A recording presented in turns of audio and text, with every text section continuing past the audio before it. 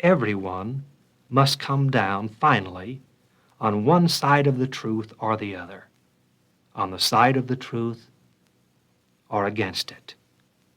The supramental realization cannot coexist with the persistence of the lower ignorance.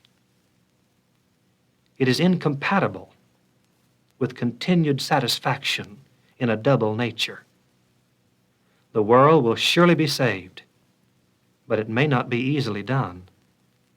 The question is whether it will be done by destructive catastrophe or a new construction on the basis of a greater truth. It is entirely possible, then, that this new construction, this new age, may dawn without unprecedented destruction of much of the contemporary structure of human life and global society.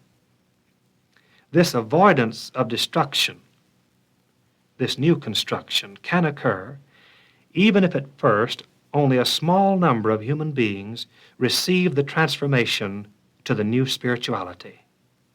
They will possess a spiritual force that will change conditions without violence and rebuild the world without destruction.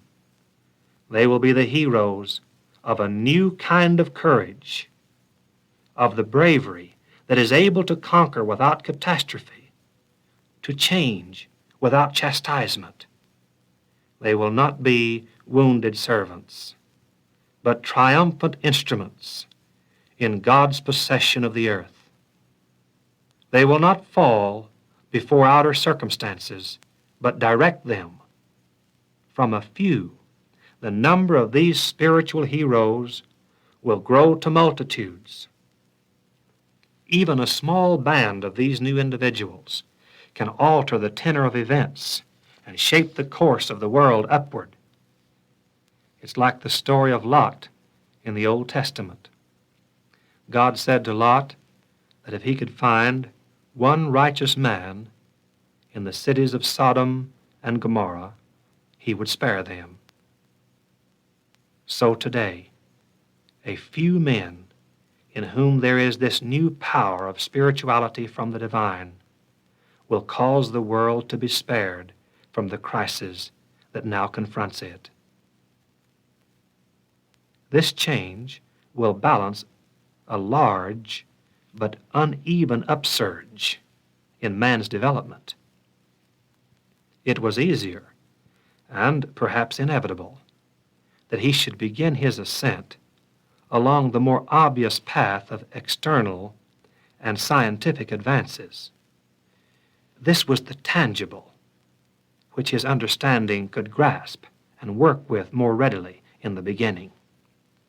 As a result, he has put off psychological advance, which seemed by comparison to be intangible and far more difficult. While his outer development has gone forward by leaps and bounds, his inner development has been almost at a standstill for untold generations. Eagerly welcoming all new scientific improvements, he is often reluctant to accept new spiritual advances. Unorthodox and open in his scientific outlook, he is often orthodox and closed in his spiritual outlook. It is this which has brought about the world crisis.